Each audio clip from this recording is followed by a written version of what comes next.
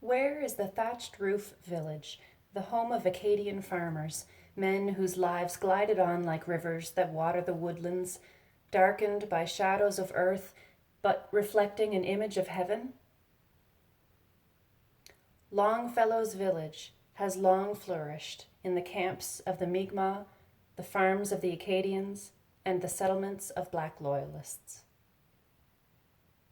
Sadly, the land of Evangeline has sometimes been savaged by the prejudice of autocratic leaders. Cornwallis, Lawrence, and O'Brien have all persecuted deadly harm on peace-loving villagers. History now repeats itself as the city-grown village of Halifax and our Premier, Stephen McNeil, choose the distant and helpless North Mountain community of Arlington as a dumping ground for urban toxic waste. Halifax is a growing centre. Many old buildings are being demolished to make way for a long-awaited and much-needed new hospital. Demolition creates hundreds of thousands of tons of contaminated debris. Halifax has no asbestos-approved landfill sites, so the toxic materials are shipped 175 kilometers for discard in the wetland water supply of the disposable village of Arlington. Arlington has been condemned to serve as a sacrifice zone for urban toxic waste. Seems like a long trip, but there's money to be made, especially if there's no oversight at the dump and no one asks too many questions. Last year, the federal government finally prohibited the use of asbestos. Asbestos exposure is the #1 cause of occupational death in Canada. Since 1996, asbestos-related disease has accounted for around a third of workplace deaths, and exposure by drinking contaminated water is just as dangerous as exposure by breathing. Let's take the trip. It's not only those who live near the dump that suffer the deadly discrimination against rural communities. Nova Scotia Environment approved trucking routes carefully to avoid townships and populated areas, reserving the corruption of thundering engines, diesel grime, and toxic dust contrails for quiet rural homesteads and farms. The ditches are littered with sickening debris. In the last 13 years, Arlington Heights construction debris dump appeared and expanded. The owner, our neighbor, said he was building a sawmill. At first, we didn't pay a lot of attention, wishing him well in his new enterprise and trusting the authorities to look after our best interests. High on a mountain shelf may be a good place for a sawmill, but it's a dumb place for a toxic waste dump. In the middle of a large wetland, which sources the headwaters of 4 brooks, the Blue Lines. It has served as a drinking water reservoir for millennia. We tap scores of aquifers to feed bubbling springs. 20 at-risk downslope domestic wells are shown by the blue balloons. The dump was built in secrecy. Our community was caught napping. The government required only a tiny public notice in a distant paper. Although the province had a fantastic property database and knows exactly who the neighbors are, we never received a notice or were asked an opinion. Getting rid of demolition toxins is a big problem for Halifax developers. No one in government or the construction industry wants cranky citizens holding up the show. Here you see our village wetland in green, the dump property outlined in turquoise,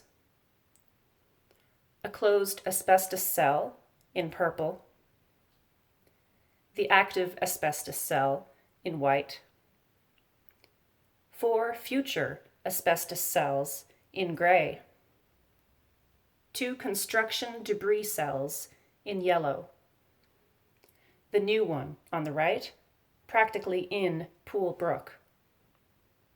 Now we are finally waking up. This isn't simply a case of not in my backyard, but a question of environmental justice and whether people can control their own destiny.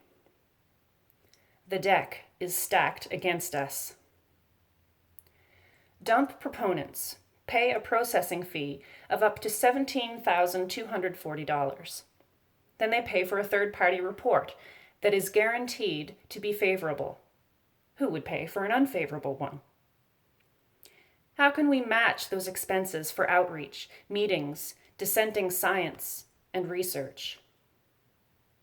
Appeals through the courts are inherently expensive.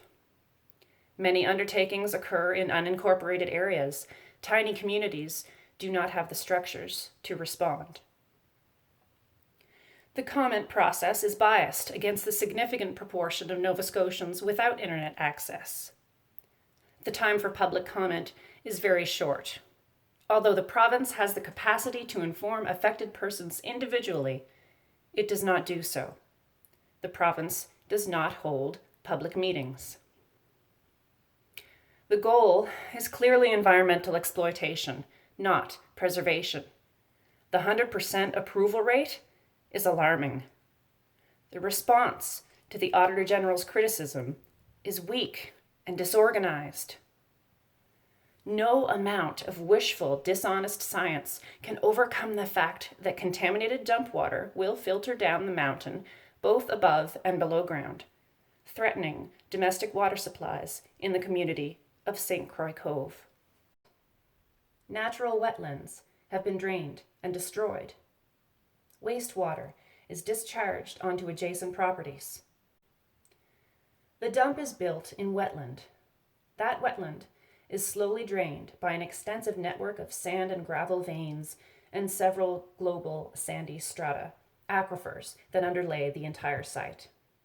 Water flows through the disposal beds and carries contaminants downslope via these drainages. Nova Scotia Environment denies this water and toxin movement, citing corrupt science provided by the proponent, which claims that Arlington soils are impermeable. The magic soil of Arlington. According to C.T. Harris, Arlington soils possess the magical quality of impermeability. Neither water nor contaminants contained therein will pass downslope through these soils. This chant has been conjured from mystical beliefs and has thoroughly charmed those with vested interests in the dump, including NSE and ECA, East Coast Aquatics. These alternate facts, however, must give way to scientific analysis of the soil profile presented here. Good news! Gravity has not been repealed. Arlington soils clearly contain a variety of aquifers from surface to bedrock. 4 feet of sandy silt, moderately well drained, underlie a 30-centimeter porous root mat. The underlying silty clay is dissected by highly permeable sandy lenses and a network of oozing sand and gravel veins of glacial origin. Those who continue to try to deny easy North Mountain hydraulic conductivity would benefit from simple observation. All post holes, road cuts, ditches, wells, and springs display voluminous water mobility. As may be seen in the illustration, 62% of a typical disposal pile is either exposed to surface weathering or surrounded by permeable soils. It is definitely not, as dump proponents claim, permanently and safely locked away in an impenetrable soil vault. Sorry to break the spell. The province's own soils map says the site is imperfectly drained or moderately well drained, not impervious. The dump is here because we are a vote-poor and powerless community. Neighborhoods cannot muster the resources or influence of proponents and lobbyists. McNeil's discrimination is not as sharp as a fleshing knife, as hot as a musket ball, or as crushing as a bulldozer, but the Arlington sacrifice zone will be just as deadly. We have the technology to render asbestos completely safe. Why don't we use it instead of clinging to the primitive and dangerous practice of burying the waste just to hide the problem? We are only shirking our duty of care for the well-being of future generations. communities are never seriously consulted about pending environment assessments. The department makes public comment exceedingly difficult. They don't pursue developments in science. They don't do regular field inspections without providing 5 days' notice. No compensation has ever been offered for loss of quiet enjoyment of property, loss of property value, or threat to health and safety. Would you buy your dream rural farmstead next to an asbestos dump? There is no benefit for the citizens of Annapolis County in this project. Arlington Dump will continue to bleed toxic effluent into water supplies for millennia to come. Is it fair to put generations of unborn Nova Scotians at risk in order to protect the profit margins of well-connected oligarchs?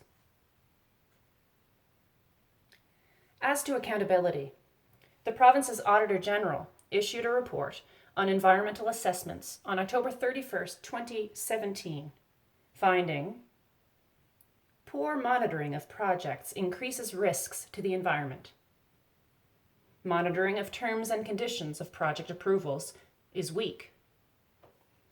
Department not evaluating whether terms and conditions are working. In response to a complaint about auto fluff, the minister told us on October 1st, 2019, auto fluff is not an acceptable material for a C&D facility. The department will not allow this practice to continue. And 10 months later, we heard from a dump employee, the auto fluff goes through a lot of environmental testing before it comes to the site. Enough! We demand the right to clean water and air. We demand the right to a safe living space. We demand the right to be heard before decisions are made. We demand the community's right to accept or reject proposed projects. Imagine a Nova Scotia without discrimination, where those without a voice are heard, where all people are treated fairly, and where decisions are reached on firm evidence in the full light of day. That's the province we hope to live in.